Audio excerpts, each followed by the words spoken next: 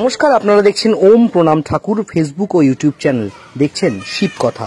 আজ শ্রাবণ মাসের তৃতীয় সোমবার, আর তৃতীয় সোমবারে আমরা পৌঁছে গেছিলাম ব্যারাকপুর শিবশক্তি মা অন্নপূর্ণার মন্দিরে। এই মন্দির প্রতিষ্ঠা করেছিলেন রানী রাসমণির কনিষ্ঠ কন্যা এবং মধুরমোহন বিশ্বাসের স্ত্রী জগদম্বা দেবী। তার দ্বারা নির্মিত হয়েছিল এই মন্দির। মা অন্নপূর্ণার সাথে প্রতিষ্ঠিত করা হয়েছিল 6টি শিব মন্দির। মন্দিরের পিছনের দিকে এবং গঙ্গার ঘাটের বিপরীতে মোট 6টি আটচালা শিব মন্দির রয়েছে। 6টি শিব মন্দিরে কল্যাণেশ্বর, কাম্বেশ্বর, কিন্নরেশ্বর, কেদারেশ্বর, কৈলেশ্বর এবং কপিলেশ্বরকে স্থাপন করা হয়েছিল। শ্রাবণ মাসের তৃতীয় সোমবারে এবার সব শিব মন্দিরে ভক্তরা জল ঢালছেন। ঠিক তেমনই শিব শক্তি মায়ের অন্নপূর্ণা মন্দিরে শিব শক্তিরও জল ঢালছেন ভক্তরা।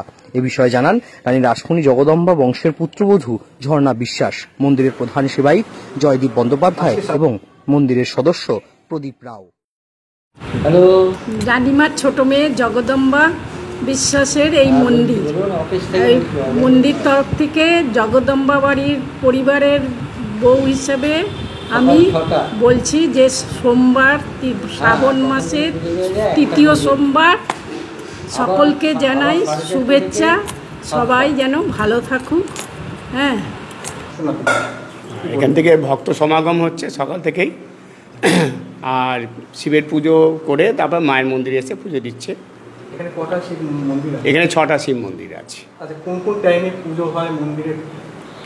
মন্দিরে সকাল 6টায় মঙ্গল আরতি হয়ে তারপরে মায়ের ছোলা মিশ্রি মাখন দিয়ে মাকে ভোগ দেওয়া হয়।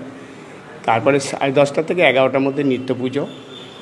নিত্য পুজো অন্নভোগের 2 রকম তরকারি, চাটনি, পায়েস, ভাজা, ডাল, পোলাও, অন্ন, আর মাছ থাকে, মায়ের মাছ। মাছ, হ্যাঁ, রেগুলার প্রতিদিন হয়।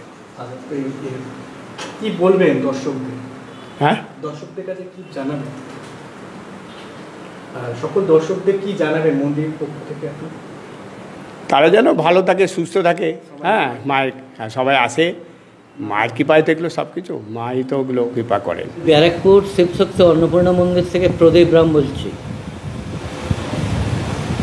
আজ শ্রাবণ মাসের তৃতীয় সোমবার, ভক্তরা প্রতিদিনের মতো এখানে জল ঢালতে এসছেন।